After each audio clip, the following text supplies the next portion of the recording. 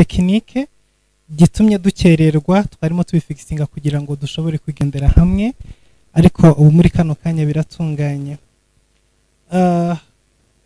Reka n'ubundi dusengere ijambo ry'Imana tugiye kumva kuri uyu mugoroba kugira ngo dukomeze tuganirira hamwe kandi turi mu kubaho kw'Imana, turi mu bwiza bw'Imana, turi mu kubaho kw'Imana n'ubushobozi bw'Imana.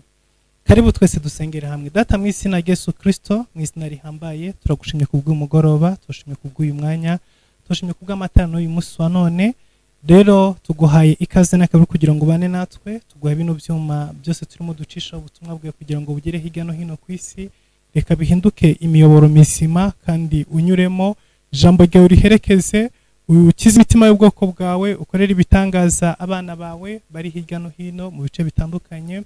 Tugusabye umugisha uva imbere kugira ngo uyu mugoroba utwereke ikiganza cyawe no gukomera kwawe mu izina rya Yesu Kristo Nazareti. Rero ijambo ryawe rigire imbaraga kandi rigire ubushobozi mu izina rya Yesu Kristo, amen. Tugiye kuganira ijambo riri mu gitabo cya Matayo ibice 15 tuhera ku murongo wa 21.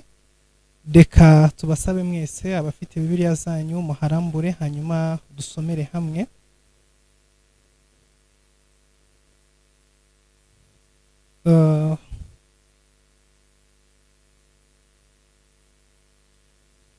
Abari kuri YouTube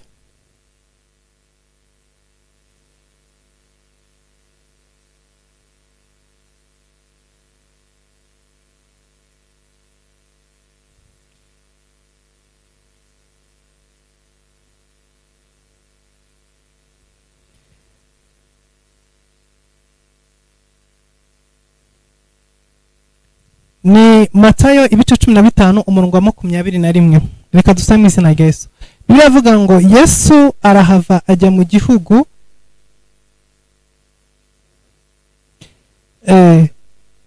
Tiro ni Sidoni.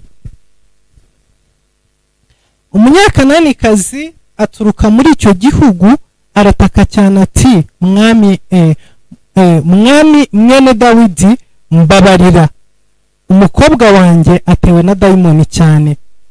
Ntiyagira icyo amusubiza, nuko abigishwa be baramwegera baramwinginga bati, musezerere kuko adutakira inyuma.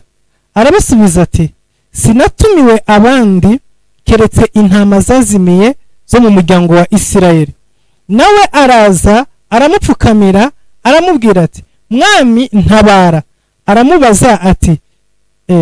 Aramubaza ati si byiza kwenda ibyo kurya by'abana ngo mbijugunyire imbwa? Nawe ati, ni koko mwami, ariko imbwa nazo zirya ubuvungukira bugwa buvuye ku meza ya ba nyirazo. Maze Yesu aramusubiza ati, umugore, kwizera kwawe ni kwinshi, bikubere uko ushaka. Umukobwa we ahera ko arakira, izina ry'Imana yacu rihabwa icyubahiro. Haleluya. Turimo turaganira ku ijambo cyangwa se umutwe w'ijambo uravuga ngo ukwizera kuguhesha ibyo udafitiye uburenganzira. Novuga ngo hari ukwizera umuntu agira, uko kwizera kukaguhesha ibyo ufitiye kukaguhesha ibyo utarufitiye uburenganzira. Muri iyi si hari ibintu twemerewe, ariko hari n'ibindi tutemerewe. Hari ibintu uzi yuko ufitiye uburenganzira, hari n'ibindi bintu uzi yuko udafitiye uburenganzira, cyangwa se isi kubwira ko udafitiye uburenganzira. Ndetse iyo niyo mpamvu abantu muri iyi si batareshya, abantu muri iyi si batangana. Ntabwo abantu bose bangana muri iyi si. Hari abantu baba mu mazu meza, hari abandi baba mu mazu mabi. Hari abantu barya neza, hari abandi barya nabi. Hari abantu bambara neza, hari abandi bambara nabi. Hari abantu baryama heza, hari n'abandi baryama habi. Kubera izihe mpamvu? Kuko ibintu biri muri iyi si twese ntabwo tubifiteho uburenganzira bungana. Yesu ashimwe. Ndizera neza yuko muri buze kunyumva. Ndashaka gusasira iri jambo mbere yuko twinjira in deep. Impamvu tubayeho duhangayitse muri iyi si nuko hari ibintu biri muri iyi si bifitwe n'abandi cyangwa se abandi babifiteho uburenganzira ariko twebwe tudafiteho uburenganzira. Urabireba imbere yawe, bitambuka imbere yawe, wenda uturanye nabyo cyangwa se uba n'iruhande rwabyo ariko nta burenganzira bwabyo ufite. Rero uko kubura uburenganzira ku bintu biri imbere yawe niko gutuma benshi tubaho muri isi duhangayitse. Uzasanga abantu bagiye kwa muganga n'ivuriro rimwe ariko usange ntabwo bari buze kwakirwa mu buryo bumwe. Hariho amavuriro agira ibice biri public n'ibice biri private. Ibice biri public biba ari ibice birimo cyangwa se byakira abantu bose muri rusange, ariko ibice biri private ni ibice bihenze. N'ivuriro rimwe ariko ririmo ibice bibiri. Harimo igice kiri public, umuntu wari we wese, rubanda nyamwinshi bashobora kuza bakinjira bakivurizamo. Hari n'ikindi gice kiri private. Ikiro kiri private nuvuga ngo cyamaze gushyiraho itandukaniro. Hari bamwe bafite uburenganzira bwo kuhajya bitewe n'ubushobozi, hari n'abandi badafite uburenganzira bwo kujyayo bitewe nuko batabifitiye ubushobozi. Example nk'abantu bari mu Rwanda, murazi ivuriro rya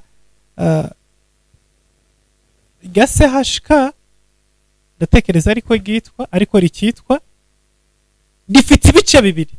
Ni ivuriro rya government ariko rifite ibice bibiri. Rifite igice kiri public aho abantu bose baza bakajyamo ku bushobozi bwabo na mituweli n'ibindi bakivuza cyangwa se bakahabyarira. Aho rero usanga abantu buzuye ari benshi.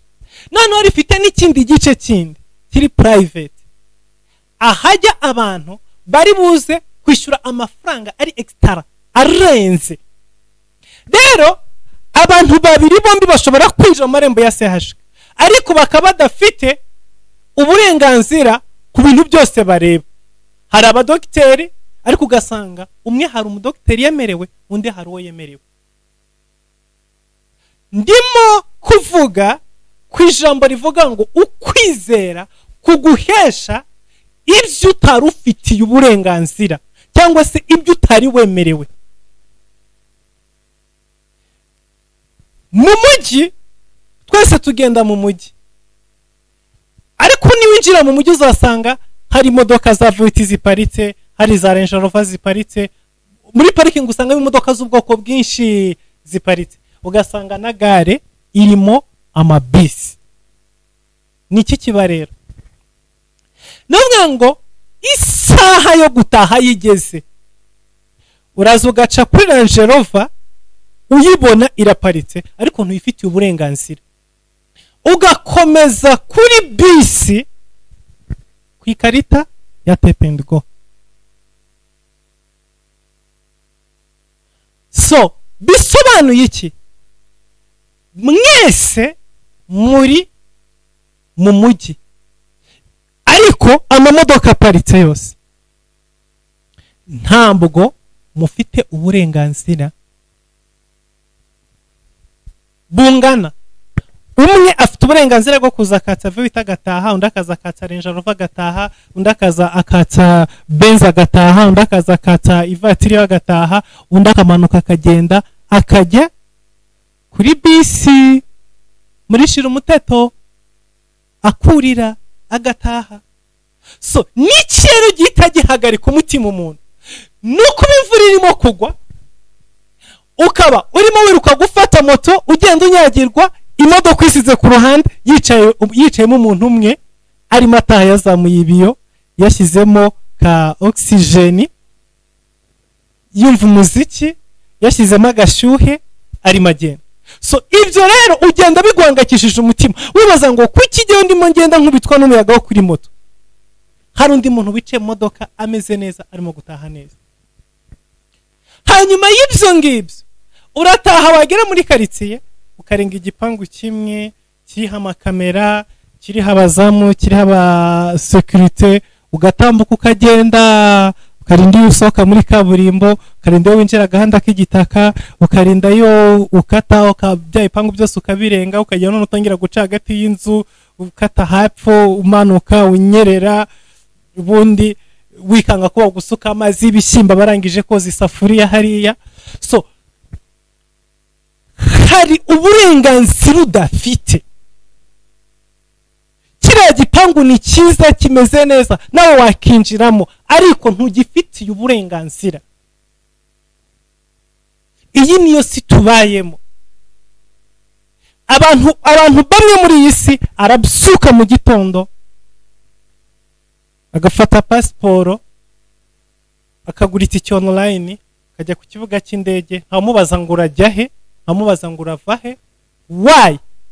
Kubera ko afite pasiporo y'Abanyamerika, afite pasiporo y'Abanyakanada. Kuba afite pasiporo y'Abanyamerika, kuba afite pasiporo y'Abongereza, afite yemerewe kugenda ku kibuga cy'indege, agafata indege akajya mu gihugu runaka, batagombye kubanza kujya kumujyana mu rubanza, kumuhamagarira abavoka, kujya kumuhimbisha ibintu byinshi bitagira uko bingana, gutuma beshya, kujya gusaba ama bank statement, kujya gutira abantu ibiki ibyo byose ntago bimubaza. So afite uburenganzira undi adafite. So iyi si turimo, iyi si tubayemo, Yesu Kristo arimo asubiza uyu mudamu, suko atashakaga kumugirira neza, suko atashakaga kumukiriza umwana, ariko yashaka kwerekana injustice iri muri iyi si. Yashaka kwerekana uburyo ki iyi si nta butabera buyirimo. Nubwo tuvuga ngo dufite inkiko, dufite ubutabera, dufite amategeko, ariko reka mbabwire ngo nubwo ibyo byose bimeze gutyo, nubwo bihari, ariko ubutabera ntago bungana kuri bose. Ko niko kuri. Buriya amategeko ntago aremera kuri bose. Imbere y'isi nyine barababwira ngo amategeko aremera kuri bose amategeko, ariko burya reka mbabwire, buriya amategeko afite abo yashyiraho kugira ngo abakontorore bajye ku murongo bayoboke abandi. Ariko hari abandi bafite uburenganzira bwo gutambuka utemerewe gutambuka, bwo kwinjira utemerewe kwinjira, bafite password, bafite ikarita, aragera ku muryango agakozaho ikarita cyangwa se agashyira akabaji hano, agatambuka ntagire umuhagarika. We no kuhindukira kwareba gusa, ukaba wafungirwa mu mwobo ukwezi kose kuko warebye ahantu. Gutambuka kwifatira agafoto gusa ka selfie, ukagenda ugafata agatelefone ukagera ukifotora ka selfie uhagaze ahantu hamwe, bikaba byatuma umara ukwezi udataha mu rugo. Ariko abandi baraza imiryango igahita ifunguka. Icyo nicyo Yesu yarimo ashaka kwerekana ahangaha kuri uyu mudamu. Rero Bibiliya yavuze ngo umudamu w'Umunyakananikazi aza aho Yesu ari, arangije amubwira ngo mwami, mwana wa Dawidi, umwana wanjye atewe na dayimoni, umwana wanjye arababaye, umwana wanjye afite ibibazo, ndakwinginze umutabare. Bibiliya yavuze ngo, nyumva neza, Bibiliya yavuze ngo Yesu ntiyamusubiza. Mu masengesho tumeze nk'iminsi y'ibitangaza no kwizera, y'ibimenyetso n'ibitangaza, twagiye tubereka uburyo ki abantu bagiye baza aho Yesu ari bagataka, abantu bakabacecekesha, ariko Yesu akabwira ngo nimubareke baza ahundi. So uyu mudamu we rero yaratatse, Yesu ntiyamwitaba, arataka, Yesu ntiyamwumva, kugeza igihe abantu bari kumwe na Yesu baje baramwegera, baramukomangira baramubwira mwigisha please uyu mudamu urusaku rubaye rwinshi arimo aradusakuriza rero turakwinginze tugirire imbabazi umusezerera agende kuko aho yahereye avuga aho yahereye asakuza aho yahereye turarambiwe turarushya urusaku rubaye rwinshi mu matwi yacu dukize uyu muntu please turakwinginze mudukize turarushye oh my Jesus Yesu arangije ahamagara uyu mudamu w'umunyakananikazi arangije amubwira ati umva uri umunyakananikazi ibimenyetso n'ibitangaza nkora ntago bikugenewe bigenewe abana ba Isirayeli akoresha ijambo rikomeye aravuga ngo ntibishoboka yuko dufata ibyo kurya by'abana ngo tubimenere imbwa nuvuga ngo amugereranya n'imbwa nuvuga ngo hagati y'umuntu n'imbwa harimo ikinyuranyo kinini cyane sino kuvuga ngo n'iby'abana bo mu rugo tubiha abashyitsi cyase tubiha abaturanyi no kuvuga ngo ni hagati harimo intera iri hagati y'imbwa n'umuntu ambwira ibi ni byo kurya by'abana imagine ibyo kurya by'abana gute nshobora kwifata muri kano kanya nkabimenera imbwa Yesu amwumvisha neza yuko ikintu arimo ashaka ntigishoboka kuko we nta kigenewe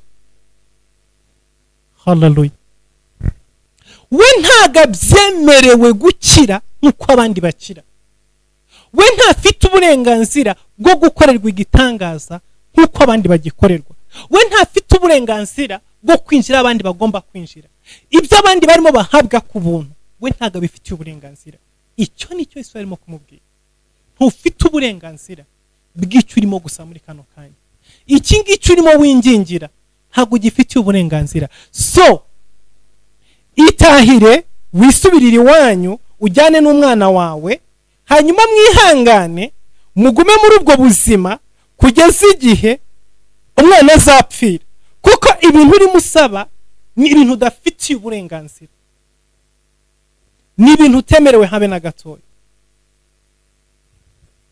Imana itugire neza cyane uyu mudamu arangije yegera Yesu aramubwira ati databuja ndabizi neza ibyo ndimo nsaba ndabizi neza ko ntabifite uburenganzira ndabizi neza ko ntari umwisirayeli ndabizi neza ko bitangenewe mukuri ntago ndimo nshidikanya ntago ndimo kwirengagiza ndabizi ko ibyo ngibyo rwose ntago ari ibyanjye ariko hari ikintu kimwe nashaka kukubwira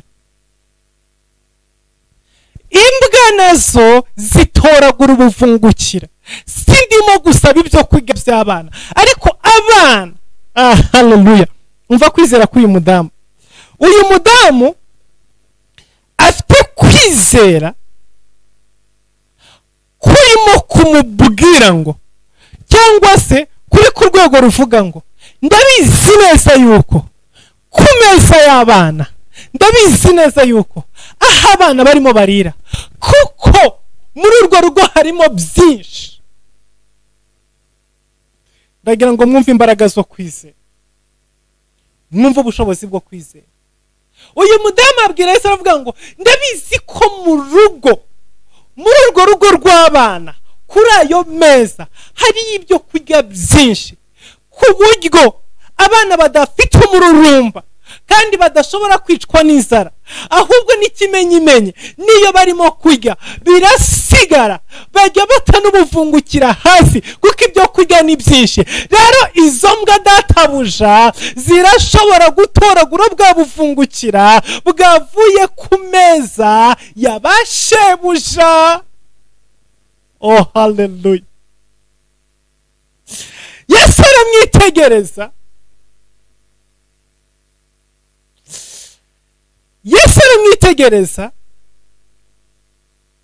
arangije avuga ijambo rikomeye aravuga ngo wa mudamu we ufite kwizera ntarabona no mu Bayisiraheli. Ukwizera k'uyu mudamu ni kunini cyane, kuri ku rwego rwo hejuru abandi Bisirayeli badafite. Haleluya.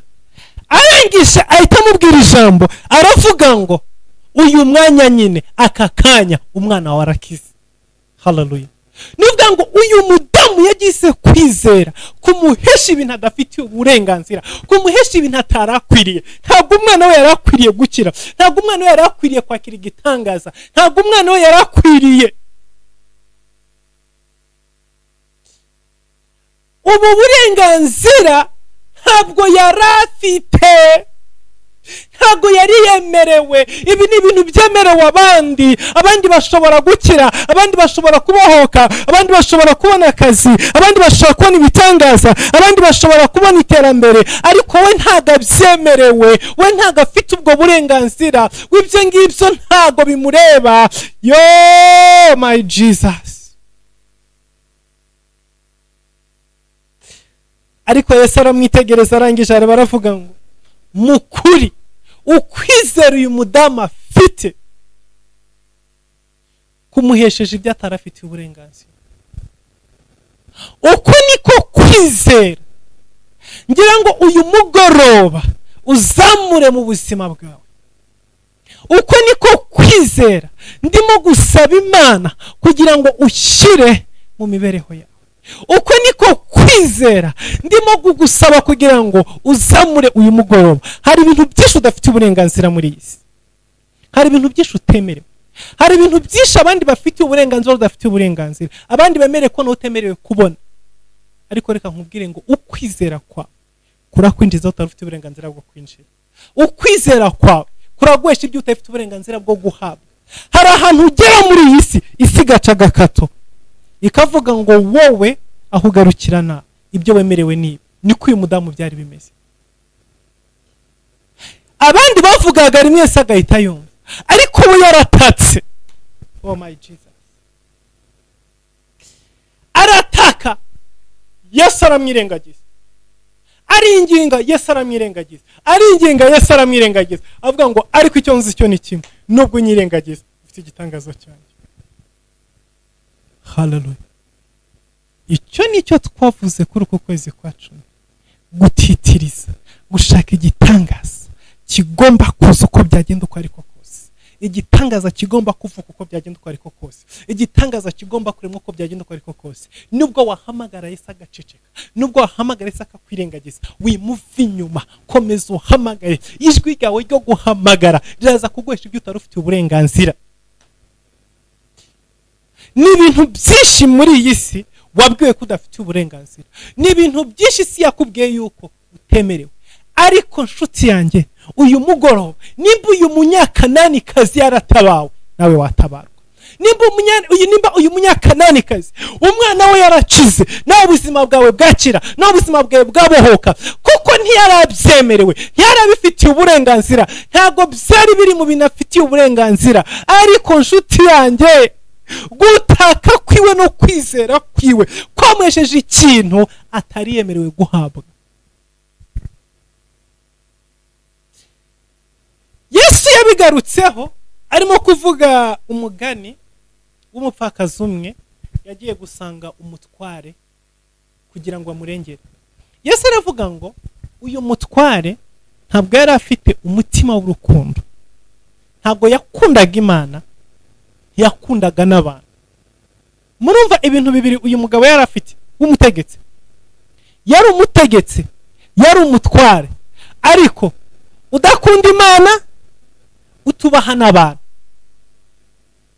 Umuntu udatinya Imana muri we, umuntu udakunda abantu, azakumarira iki mu buzima? Uruwe nta na kimwe. Ariko Yesu aravuga ngo umudamu yarabyutse mu gitondo, aragenda arakomanga ku rugo rwiwe, aradodora. Amaze kudodora,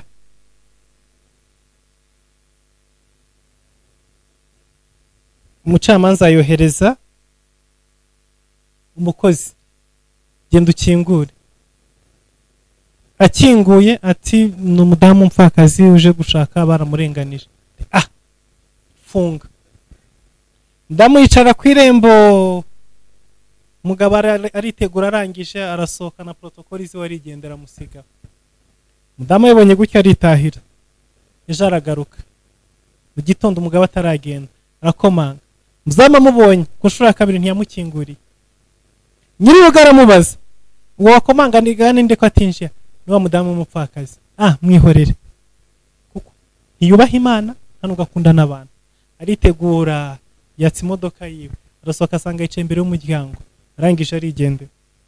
Umunsi wa kabiri, wa gatatu, wa kane, wa gatanu, wa gatandatu. Weekend arahamusanga. Amaze ibyumweru bibiri amubona ku muryango atahava. Arangije hagarika imodoka. Mukecuru, ni ibiki bituma utamvira imbere y'urugo? Ndati simva ngaho utandenganuye. Ikihe kibazo se? Barandenganije gutya bantwariye amatongo, bantwariye inzu, bantwariye amatungo, ibi nibi ntaho cyo mfite ndegera, baranyimbuye ibintu byanjye byose barabijyanye. Ni bande? Ni kanaka. Okay. Tegereza ejo mu gitondo uzabona ibintu byawe. Yesu aravuga ngo uyu mucamanza utubaye Imana udakunda n'abantu yarenganuye uyu mupfakazi atari uko yubashye Imana, atari uko yanamukunze, atari uko yanamugira n'impuhwe, ahubwo kuko yamutitirije. Haleluya. Kuko uyu mupfakazi yagumye ku irembo ry'uyu mugabo akamutitiriza buri munsi, byatumye umucamanza amurengera. Yesu aravuga ngo ese mwebweho Ise wo mu ijuru ntazarushaho kubagira neza nimumusenga ubudasiba, nimumutitiriza, nimudacika intege, nimumuhamagara ijoro n'amanywa, ntago azarushaho kubagirira neza. Haleluya.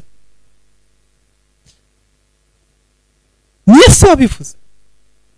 Nimukomeza mugatitiriza, mugakomeza mugasenga, nimba umucamanza utubaha Imana ntakunde n'abantu yararengeye umupfakazi, Ise wo mu ijuru nimumujya imbere mugatitiriza, mukarira, ntago azabagirira neza.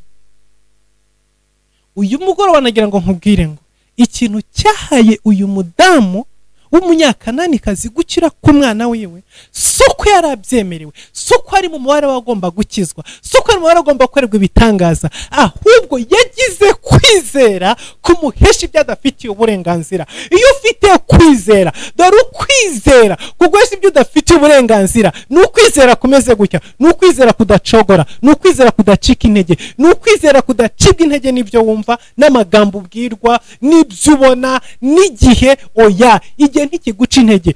Hari abantu benshi sangwe musa afite kwizera, ukwezi kumwe, amezi abiri, amezi atatu, umwaka umwe, imyaka ibiri, aracyafite kwizera. Nyuma y'imyaka 5 wazamugarukaho ugasanga ukwizera kose kwararangiye.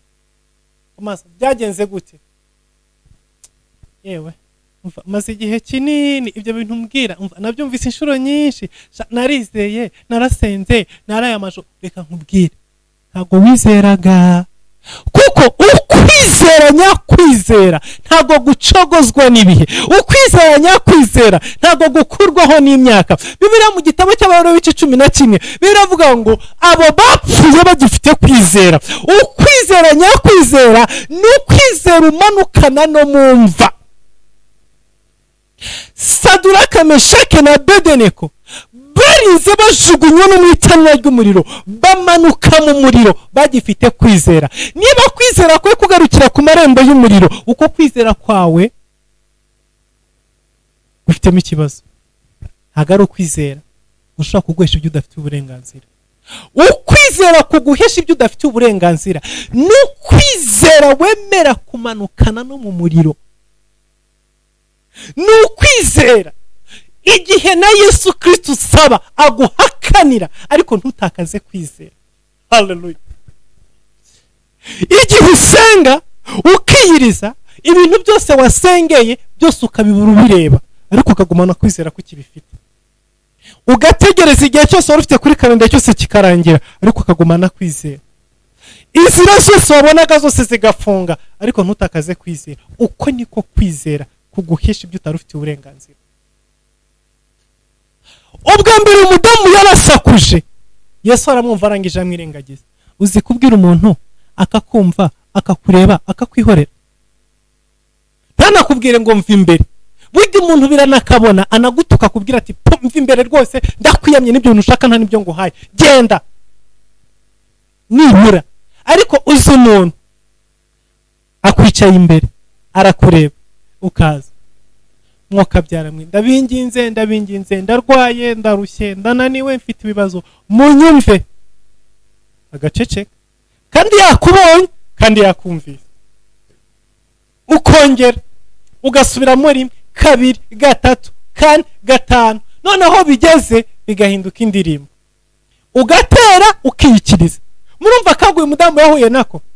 Yesu agahaguruka akigendera, akajya agakora ibindi bitangaza, umudamu akamukurikira ntamuva inyuma. Yesu akongera akajya ahandi agahumura impumyi, umudamu akamukurikira ntamuva inyuma. Uko mukurikira agenda ari Yesu mwana wa Dawidi, wankirije umwana akarwaye dayimoni. Yesu akamwumva akicecekera, akongera akajya hari agahumura impumyi, umudamu akongera akamukurikira, Yesu mwana wa Dawidi, wankirije umwana wanjye ko arembye. Yesu akamwumva akicecekera, ntamusubize, ntamubwire ndamukiza simukiza, ntamubwire ibi, kugeza igihe abari kumwe na Yesu bageraho bakagira impuhwe, bakaza bakegera Yesu bakambwira ngo Yesu turakwinginze basi musezere kuko arimo araturya mu matwi. Murumva abari kumwe na Yesu ubundi abari kumwe na Yesu bajyaga bacecekesha abantu bahamagara Yesu. Muribuka ko bacecekesha Bartimayo, ariko noneho byarabarenze na emotion zirabarenga n'impuhwe zirabica, kugeza igihe baza bakamubwira Yesu atumva Yesu rwose turakwinginze basi musezere, mubwire ko utabishoboye, mubwire ko utarubikore, basavanga agende dutuze tubona amahoro. Yesu arangije arahindukira, kugeza ku rwego yaje kumwinginga, ahindukiye umudamu yavuze ati aha buriya basi ubwo ahindukiye ajya guhita abwira agakobwa kanjye ngo kira. Yahindukiye arangije aramubwira ngo mva reka nkubwire, ibyo uri musaba ntubigenewe, ntunabikwiriye, kandi wowe uri n'imbwa irimo gusaba ibyo kurya by'abana. Ibi ni ibitangaza bigenwa Abisirayeli, wari umunyakananikazi. Wayi nazi Abisirayeli ntago naziye mwebwe. Ibaza icyo gikuta baguhaye wo kabyara, umuntu wari wizeyeho amakiri. Byawe ndi muvuga ngo abakozi b'Imana ngo bagomba kuba bafite imvugo nziza yoroheje, mbabarira amatwi, urumva bumva abantu bagenje gute. Imagine ugiye kureba pastor, ugiye kureba umukozi w'Imana ngo agusengere, yahise akakubwira ngo mva imbere wa mugabo. Imagine, tekereza, ibaze uko wakwiyumva, ibaze nimba urwo rusengero wazarugarukamo, ibaze nimba wazongera kumamagara ko ari umukozi w'Imana. Oh my Jesus, wahita uvuga ati umva waravangiwe, uri umupagani, nta n'umukemana ukurimo, sinzi n'imibi ikintu biki, ariko ukwizera uyu mudamu yari afite ntago kwashoboraga kuba challenge n'amagambo ashubijwe. No.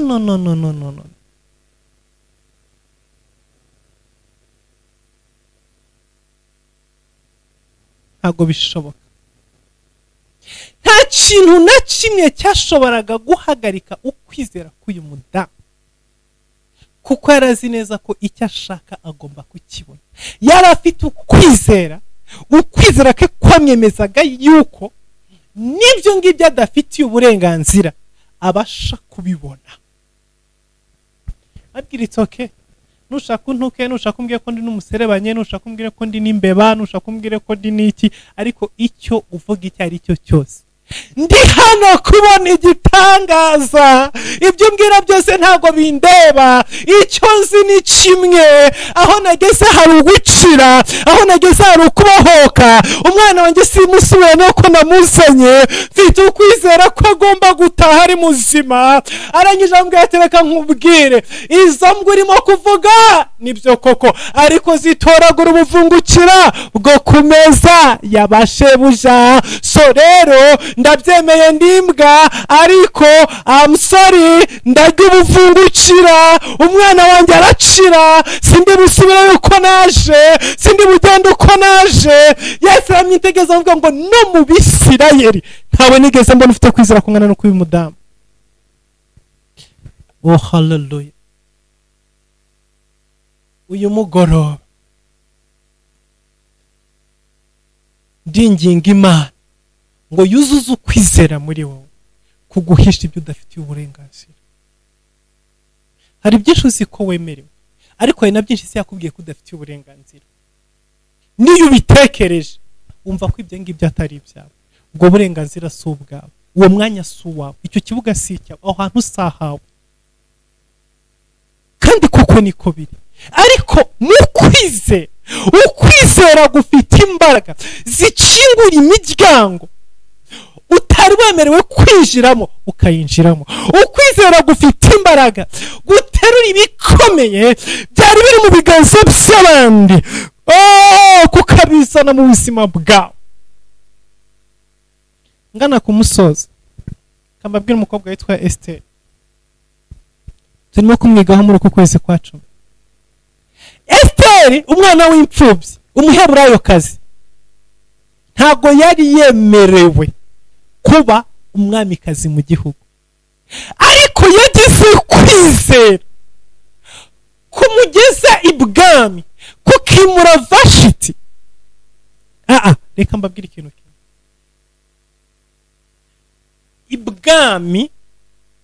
Ibwami ntabwo barambagiza abakobwa mu nzira. Ibwami abakobwa bazarongorwa n'umwami bategurwa bataravuka, bavuka ari abamikazi. Hari imiryango ibyara abami n'imiryango ibyara abamikazi aribo bagabekaje. Umwami ntapfa gusa mu muryango uwo ari wo wose, ntapfa gushaka umuryango uwo ari wo wose. Nuvuga ngo abakobwa b'abami, abakobwa bazarongorwa n'abami, ntago babihinduka bakuze, ahubwo barabivukira. So Vashiti ibwami kwa Suwerusi yari yaravukiye kuba umwamikazi. Ntago ari umukobwa batoraguye mu nzira, yari abifitiye uburenganzira bwo kuba umwamikazi. Ariko ukwizera kwa Esther na Morodekayi kwakubise izo principe, kumena uwo muryango, guhagurutsa umuntu wavukiye ku mwamikazi, kumukura ibwami, hanyuma gufata Esther akana k'imfubyi katavukiye kuba akamikazi, ahubwo mu buryo busanzwe yavukiye mu ruho n'ibibazo, kuko umwana w'imfubyi utagira se, utagira nyina, utagira mwene wabo, noneho umucakara mw'isi y'uyu munsi wano mw'isi tubayemo kuri nuko aba yaravukiye umuru. Ariko ukwizera guterura umuntu wari ubikwiriye, umuntu wabivukiye, umuntu wari ufite uburenganzira, kumushyira hanze, hanyuma kuzana umuntu utabivukiye, utabifitiye uburenganzira, yinjira ibwami ahinduka umwamikazi. Ibyo nibyo bigiye kuko muri uku kwezi kwa 10. Ayo niyo mavuta ari hejuru ubuzima bwawe. Iryo niryo jambo nkuzaniye umugoroba. Ukwizera kuguhesha uburenganzira bw'ibyo utarufitiye uburenganzira. Ukwizera kukugeza hano utarufite kugera. Uyu mugoroba Imana ikuguhe, uyu mugoroba Imana ikuzuze muri wowe. Reka dusenge mu izina rya Yesu Kristo. Data, mu izina rya Yesu Kristo, mu izina rihambaye, turasenga ubwoko bwawe, turasenga abana bawe, turasenga abo twabanye data ku mirongo itandukanye.